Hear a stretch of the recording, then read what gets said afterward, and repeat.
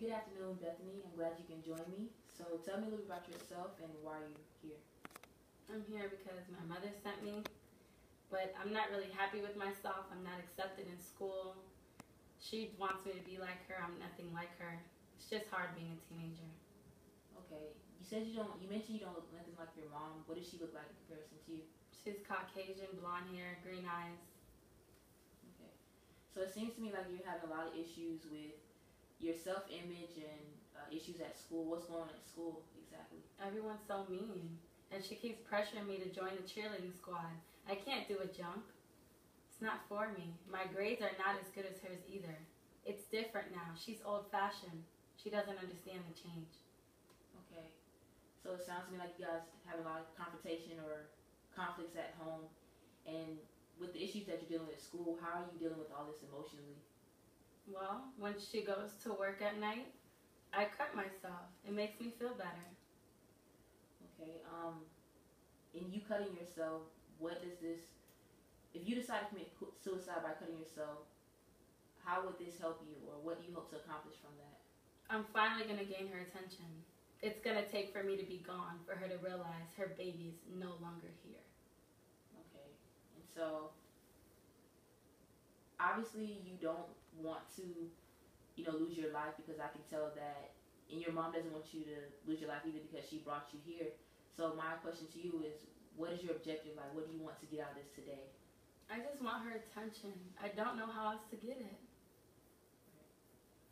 Okay, well, what I'm gonna just give you a little bit of my backdrop and what my objective is for you. I think that we can address your behavior of cutting yourself, and we can come up with ways to help you reduce or manage your stress. I like to give you a few techniques that I think that will help you, that you can try within the next week to see if it helps to reduce your stress. So we're going to focus on your distress tolerance. I have an acronym that will help you to keep into a frame of mind when you're thinking about wanting to cut yourself.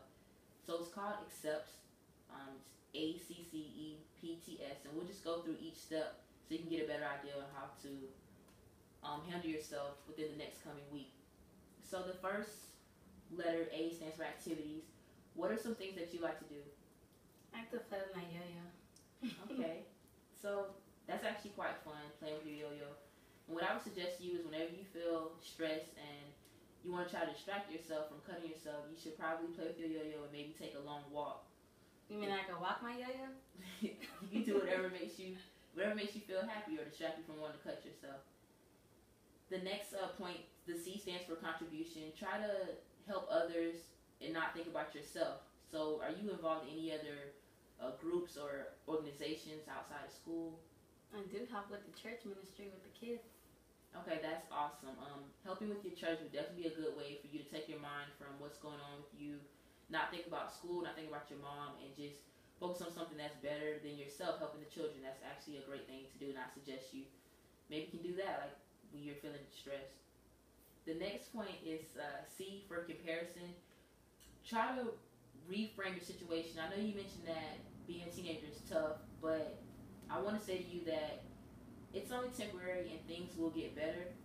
But in the meantime, try to reframe your thoughts. Like, think about someone else. Like, there might be someone out there that's worse off than you are.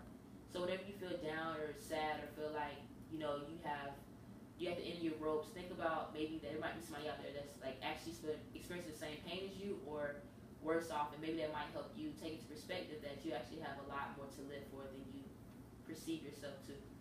This is true. We feed the homeless at church. So that's a good start. Think about the homeless people. They're dealing with a lot of issues, and if you can help them, it might be able to better help you about your situation. The next point is E, for engaging activities. And you want to focus on activities that are opposite from your negative emotion. That could be listening to a happy song when you're feeling sad, or watching a comedy when you're upset about, your mom or her pressuring you or kids at school. So that's actually a good idea. The next point is P, for pushing away. What I mean by pushing away, it's literally take yourself outside of the context of which you're in that's causing you to stress the most, and maybe take a vacation. It doesn't have to be actual, it can be imaginary. What's a place that you like to go to often that eases your mind, I guess? The beach. Okay. You know, I think it's a good idea for us actually to go into that a little bit more. Let's actually take a day out on the beach. We're gonna do a mindfulness exercise. So I want you to close your eyes and let's picture that we're at the beach right now. So we're at the beach. We have our towel laid out. We're laying out under the sun. We have a nice cool beverage, maybe a glass of water, a bottle of water. And just tell me what you see right now at the beach. I see the waves coming up. I see the birds chirping and flying. I see the kids on the boardwalk with their rollerblades. Okay. Now, with all that going on, what do you actually hear at the beach? I hear the waves coming up to the sand. I hear the birds chirping. I hear the bicycle bells. I hear a baby crying because he drops his ice cream. Okay, so let's talk about like some of the bodily sensations. What do you feel at the beach right now? Can you feel like the sand against your skin? Yes, I feel it on my toes. And I'm running it through my fingers. Now, what does this do for you when you take yourself to the beach? Is it peaceful? Is it soothing for you? Yes, I feel so happy. Okay, and so that's the objective. When you're doing this mindfulness exercise, you want to take yourself out of context and take yourself to a happy place to help you distract yourself from wanting to cut yourself or whenever you're feeling emotionally distressed. And so I think that would be very helpful for you. The next point is T for thoughts. It's basically similar to mindfulness, but you want to just have neutral thoughts to distract yourself.